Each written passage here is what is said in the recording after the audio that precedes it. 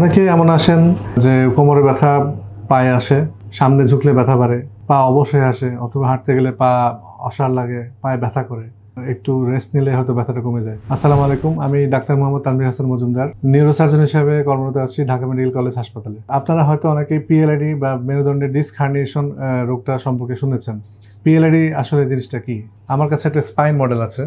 এটা আমাদের মেরুদণ্ড, এটা ব্রেন থেকে স্পাইনাল কর্ডটা নামের ভিতর দিয়ে, এবং দুই দিকে দুইটা করে এরকম নার্ভের শাখা বের হয়, যেটাকে আমরা স্পাইনাল নার্ভ রুট বলি।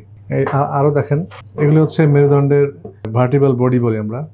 দুইটা বডির মাঝখানে নরম জেলির মতো ডিস্ক থাকে।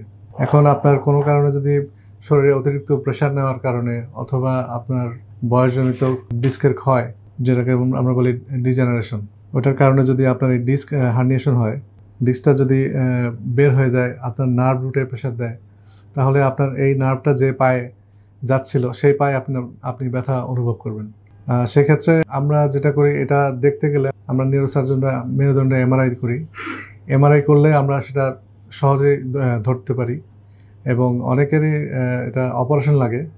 কারো কারো ক্ষেত্রে সেটা অপারেশন লাগে না, শুধু ওষুধ দিলে বা কিছু ব্যায়াম দেখিয়ে দিলে, কিছু নিয়ম শৃঙ্খলা জীবনযাপনের পরিবর্তন আনলে অনেকে সুস্থ থাকেন।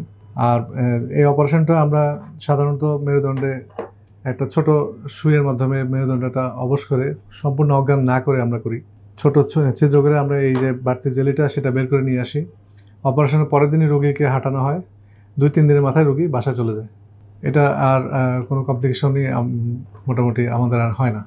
পিএলআইডির খুব ভালো সার্জারি হয় এখন বাংলাদেশে, অনেক নিউরোসার্জনই সেটা করছেন, এবং রোগীরা খুব ভালো থাকেন। অপারেশনের পরে কোনো অসুবিধাই হয় না। আপনারা এই জাতীয় কোনো সমস্যায় ভুগলে কোনো নিউরোসার্জনের শরণাপন্ন হবেন। ধন্যবাদ।